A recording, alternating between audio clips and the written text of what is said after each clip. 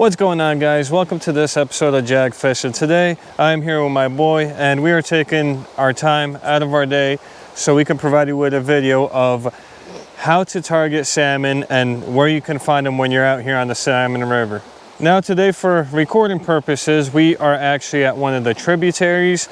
We want to shoot this video on the main river, however it is running at like 2,000 cubic feet per second, so it is just completely nuts out there. It's not somewhere where I really want to be, especially with my boy. So we're just going to go over a couple of things today, and I'm going to use this tributary as an example on a smaller scale. All right, guys, so first tip I got for you guys is if you're fishing solo or you only got one person with you, and especially if it's early on in the morning, one way you can fish is fishing the rapids. So what you guys see behind me, we have some nice little rapids. It's fairly shallow. You're probably talking about a foot of water at the most.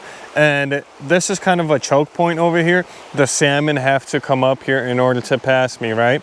So what I like doing, I like finding a comfy spot sometimes, especially when I've done a lot of walking or if it's first thing in the morning. And I just stay here and I watch these rapids.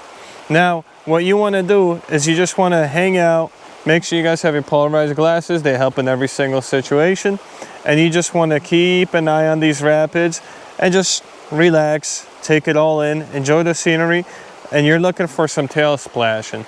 Now, if you see a pod of salmon coming up, or even just one, they really got to work hard to get through that current going upstream, up the river towards you.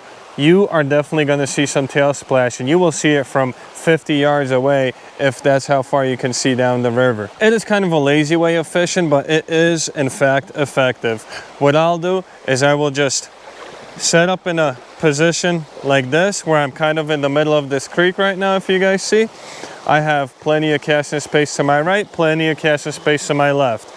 And I am just watching these rapids. Another thing I'm going to take into consideration is if there's a deeper channel on either my left side or right side, chances are wherever the deeper portion is of the body of water that you're fishing, that's where the salmon are going to go. So, for example, if on my right side would be a deeper spot, I would just be standing here ready to go. Okay, I see some splashing going on. I know I need to get ready, and all I'm going to do is just wait. I know here's the deeper channel. The fish, most likely, that's where it's going to come. And I can always just, boom, cast out to my right. Now, if for some reason the fish chooses to go towards the shallower end, I can just, boom, cast out to my left. Regardless, I have my advantage point. They are going to be in a chokehold, so to speak, because I am standing here in the middle of it. I have the advantage of seeing them come up those rapids, and that's one way that you can target fish easily and find them when they're on the move. And if you're fishing solo, it's a pretty good way to do it. Second piece of advice I got for you guys is if you're walking down the creek, river, wherever it is that you're fishing, whether with your buddies or solo, you gotta know where to look for these salmon. Now, this water is obviously moving and it doesn't stop moving, okay? So these fish do not just shoot up across the entire river one shot. That's just not how it happens. So you want to look for spots where they can rest. One of these spots would be, for example, this rock behind me. If you guys see all around here, there's current moving pretty good. If you guys look here behind me, there's this rock, okay? Keep an eye out for big rocks, boulders, something that'll break the current, okay? That's gonna be a good spot for these salmon to stop. So if you guys pay attention to this rock over here, you can see the current going around it on the right side, on the left side. Now you have this pocket down here in the middle, right behind it, where that water is still moving. However, it is a lot more easier for the salmon to just rest behind it. So when you're walking downstream, always take a look at spots like this. A telltale sign of whether or not it's a really good spot to hold a resting salmon is sometimes you can just see yellow gravel, sand behind it. That just, I mean, if sand particles are able to rest there, you know that water's not moving very hard at all. All right, so like I was just saying, guys, you guys can see the current going here, to the right, to the left. Right over here, where my hand is right now, that water is moving, but it's barely moving. That is a great spot for a salmon to just stop, hang out, catch a breather and rest. So if you guys are walking down the river, upstream, downstream, make sure you guys are paying attention for areas like that, and take your time, look behind every rock, because sometimes this is the place where you're going to get a salmon. Now in this example, this is pretty calm water to begin with. However, if this was the Salmon River right now today, which I will show you guys a couple of drone shots, it would just be white cabs going over it. Just because you can't see behind it doesn't mean there's not a salmon. That's also a good place to cast your line right over this rock. It's gonna fall down and you can potentially grab a salmon that's resting behind it. That is a really good spot, and I highly encourage you to keep an eye out for these areas when you are fishing. All right, and another tip I got for you guys as far as locating these salmon are deep pools like you guys have here behind me. Obviously, we are not on the main river today.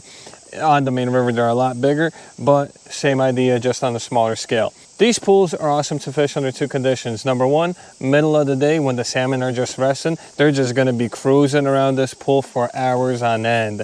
Number two, you need a couple of people. Now, the chances of you catching a salmon in a pool fishing by yourself are slim to none, pushing for less, but it is possible. However, if you are fishing with a couple of your buddies, 3-4 guys at least, you get 2 guys on one side, 2 guys on the other side, and then you guys just keep crossing the lines, okay? Obviously, the current's gonna be moving them. So you have one line come this way, one line come this way. Like that, salmon are actually very line shy. They kind of won't be able to maneuver around them. I mean, they will, but it's less of a probability that they'll be able to maneuver through your lines. I can tell you how many times I've been fishing solo and I find a pool that has 3, 4, 5 fish, sometimes even more than that, and I get stuck on it and I can't catch them for the life of me. Guys, pools are an awesome place to fish for salmon. Good luck if you're doing it solo. I highly recommend if you're going up with a couple of buddies of yours, then target the pools. If not, keep it moving, go for the rapids.